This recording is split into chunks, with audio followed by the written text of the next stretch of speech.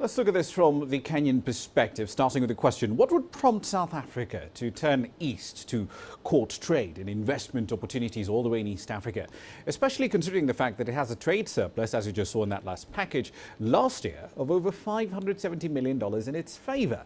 Now, at face value, that's a main question arising from the 25 bilateral trade data between Kenya and South Africa. It's a question I put to the CEO of the Kenya Private Sector Alliance, Kariuki, earlier today, as she argued that surplus is no excuse to be complacent in seeking growth opportunities. That's true. They're exporting a lot of stuff, but why not do more? If the economy is slowing down, why not do more, especially where you already have a market access? So that's part of that.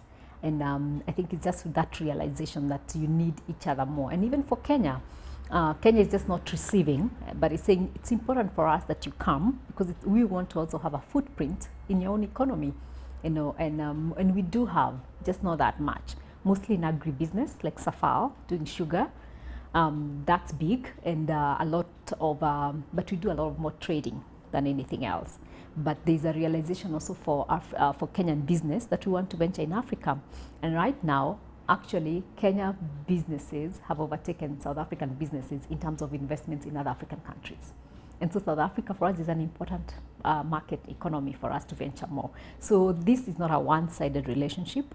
It's just not just because we are hosting the South Africans, it's actually a mutual beneficial relationship. If it's not a one-sided relationship, why is it that for a lot of Kenyan companies, South Africa is a place to get capital, but not a place to actually invest in? Because you see a lot of Kenyan companies expanding into the region. If you take banks, for example, KCBs in Rwanda, South Sudan, Uganda, the lot. But you land in Johannesburg and you can't find a single Kenyan brand. Yeah. Why is that? A lot of times has been, and is one of the things that I think will be discussed in this visit, is the work permits. Kenyans have had a hard time getting work permits. And if I'm going to go and establish my company in South Africa, I'm going to arrive today and hire all South Africans. I definitely will go with a percentage of Kenyans because it's my company, and by the time I get South Africans to understand my business and all that, I need a certain percentage, just like anyone else, South Africans coming here or any other country.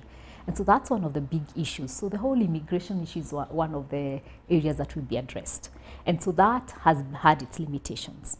But secondly, I think in Africa, South Africa has been more of a financial capital, and so it's been easier for Kenyans to be able to get capital and invest here or elsewhere.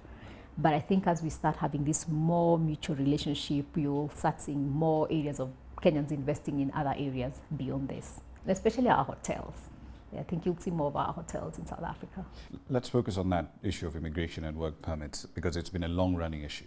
From KEPSA's perspective, what sort of deal would you want to have by the time Jacob Zuma gets on his plane, flies back to Pretoria? What sort of deal would you want on the table? I think what we would prefer to have is more of a reciprocal relationship, that we all agree that if South Africans come here and get a visiting maybe visa for 90 days, that Kenyans get the same. If we agree that you have a work permit for a certain percentage of employees, if you come and invest, we do the same. So it's more of a mutual relationship that we would like a more reciprocal relationship with South Africa.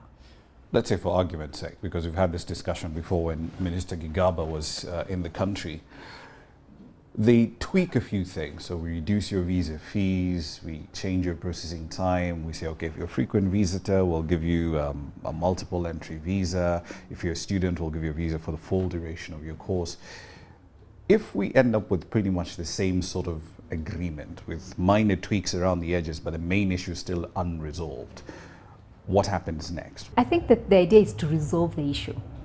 South Africans are also complaining about work permits in Kenya. So it's not the only that Kenyans are only complaining. Maybe there have been more issues on the South African side than on the Kenyan side, but there are issues on both sides. So basically it's to iron out all the issues and to say, if we are going to really trade together, if we're going to invest together from one country to another, then there are certain things that we must do. And I think we have good models like with Rwanda and Uganda and how Kenyans and Rwandese and Ugandans do. And those are models we want to be able to try in other countries. Maybe be different in some ways, but really try and export some of those models into those countries.